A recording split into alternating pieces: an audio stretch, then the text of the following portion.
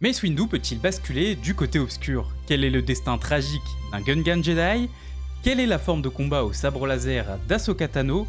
Ou encore, quel est le Jedi qui a réussi à battre Yoda en duel? Je réponds à toutes ces questions dans cette vidéo.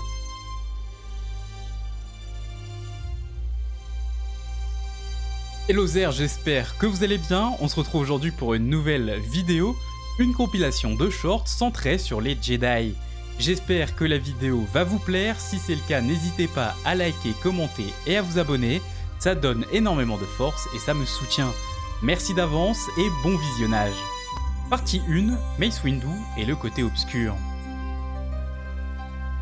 Comment fait Mace Windu pour ne pas basculer du côté obscur? C'est une question qui revient souvent dans les commentaires et en DM, alors c'est l'heure d'y répondre. Le fait de penser que Windu flirte avec le côté obscur vient du fait qu'il utilise le Vaapad. Le Vaapad est une forme de combat au sabre laser assez particulier et qui est peu utilisée par les Jedi. Il s'agit d'une forme assez agressive et incontrôlable où l'utilisateur utilise ses émotions comme la colère ou la passion pour augmenter sa propre puissance. Mais attention, en aucun cas Windu utilise le côté obscur pour manier le Vaapad. Il a plutôt une maîtrise parfaite de ses émotions pour ne jamais passer le point de rupture et succomber au côté obscur. Donc pour répondre à votre question, non, Mace Windu n'a pas de risque de basculer du côté obscur puisqu'il ne l'utilise pas quand il se bat. Il a plutôt un contrôle absolu et parfait de ses émotions.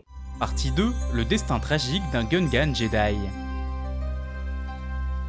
Un Gungan qui est devenu Jedi mais qui a malheureusement eu un destin tragique. Quelques années avant la menace fantôme, un bébé Gungan du nom de Kosa-in Adu est trouvé par l'ordre Jedi. Il est amené au temple Jedi de Coruscant et suivra la formation du Jedi Kinya Dawson qui était lui-même un Gungan. Adu avait une connexion puissante avec la Force et il a rapidement pu maîtriser ses pouvoirs et devenir un chevalier Jedi. En 33 avant la bataille de Yavin, le conseil Jedi décide d'envoyer Adu et son maître en mission. Malheureusement au cours de cette mission, ils tomberont dans une embuscade et son maître va se sacrifier pour laisser le temps à Adu de s'échapper vivant. Pendant des années, Adu a attendu que l'ordre Jedi vienne à son secours, mais pour eux, malheureusement, les deux Jedi Gungan étaient morts. Des années plus tard, Kosa-in Adu réapparut rempli de haine et d'un sentiment d'abandon de la part des Jedi. Adu avait basculé du côté obscur de la Force et était donc devenu un Jedi noir. Il avait même rejoint un culte Sith situé sur la planète Almas. Partie 3, le Jedi qui a battu Yoda.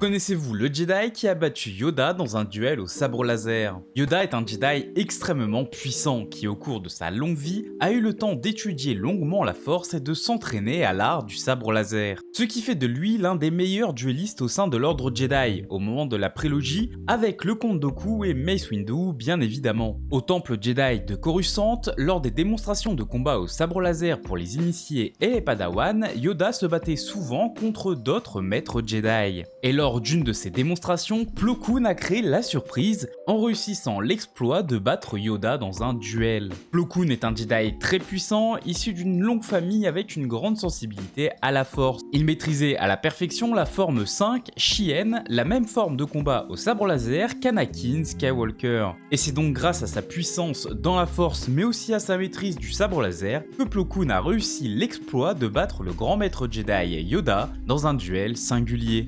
Partie 4, l'âge d'Ahsoka Tano.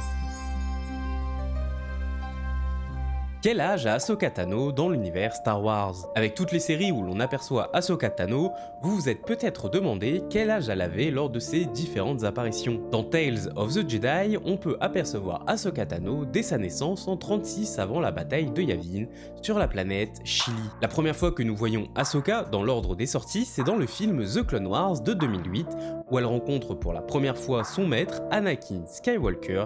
Elle est alors âgée de 14 ans. La guerre des clones a duré 3 ans. Lorsqu'elle se bat contre Dark Maul sur Mandalore, elle est alors âgée de 17 ans. Puis, des années plus tard, dans Star Wars Rebels, qui se déroule 4 ans avant la bataille de Yavin, Ahsoka a environ 32 ans. Bien plus tard, dans The Mandalorian, ou la série Ahsoka, qui se situe 5 ans après le retour du Jedi, Ahsoka a donc 45 ans.